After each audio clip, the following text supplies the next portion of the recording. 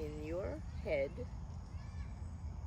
they put a cap on you and they map out the parts of you that need this pulsing, and after they map it out, you come back for 36 sessions consecutively, 36 sessions every day, and they're dealing in your frontal lobe, and it's pulsing in your head.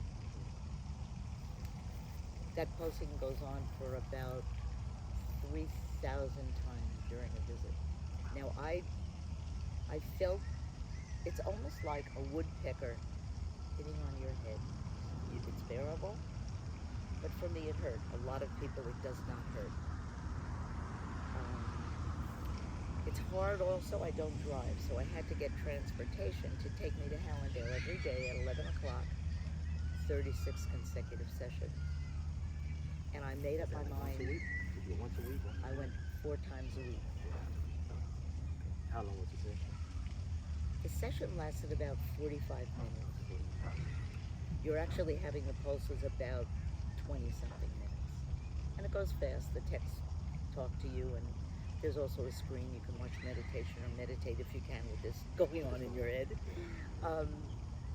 So I did that, and I did it primarily because I wanted to sleep and for anxiety.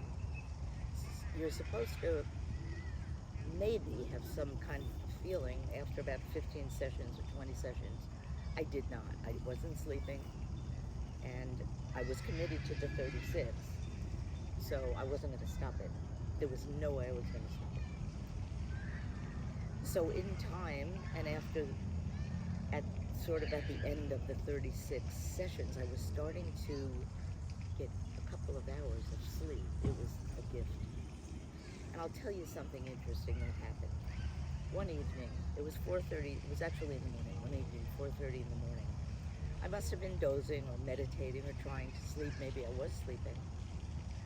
My eyes opened and I woke up with this incredible calmness. I felt calm. Now, I hadn't been calm for years, and I had been so angry all this time and after. How do I deal with this day to day to day? How do I live without it? And there was this incredible calm. And so I knew TMS was working. I knew it in my heart and my mind.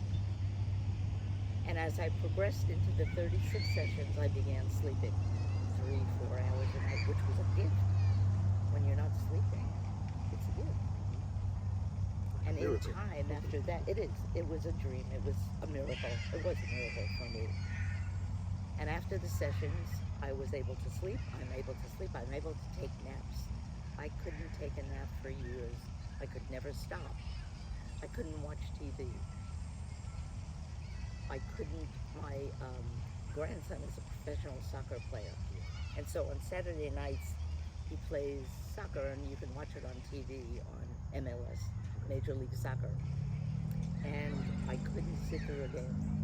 I couldn't sit there and watch my own grandson on TV. That's how mentally disturbed, let's say, that I was. So TMS is something you have to maintain. It's been 3 months since I've been there, and I will be going back for a session or 2 or 3 in the next month or 2. But that's my story, absolutely. So, how do you feel, or how has experiencing mental health on that level, what would you do different from here going forward that you think you probably would, that you didn't do back then? Is there some kind of different, maybe a different technique, maybe a different, maybe it could be some mantras, or maybe it could be a way that you probably can be tapped in, or just different kind of ways that you think that you can probably go by doing something that you've never done before in the past, that you know now. That's a great question. That you know now. That's a if great that makes question. sense. Yes. I'm trying to figure out how I can explain it to you. So, TMS is not a cure. There's not a cure for anxiety and Right. depression. Medication can help. If it works for you, that's a wonderful thing. It did not work for me. What I do now is I can meditate. Rick, I was not able to quiet my mind to meditate. Meditation was it was so far away from who I am and what I can.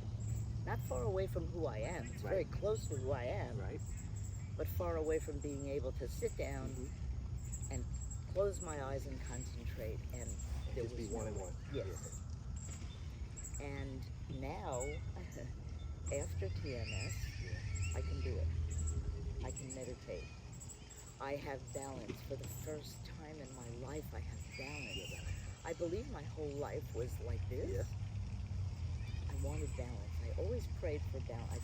I always prayed for balance. Right. And I never got that. And now I have some balance. I can decide what's good for me and what's not. I will speak my mind, which is not easy. But people have to know who you are and what the boundaries are. I believe that we need boundaries between each other. And the more you know someone, you can take away those boundaries. But meditation, eating well, and exercising. Exercising is something I do once a day. I go where I live, so we have other exercise there as well, and so I do that. So it keeps me balanced, keeps me okay.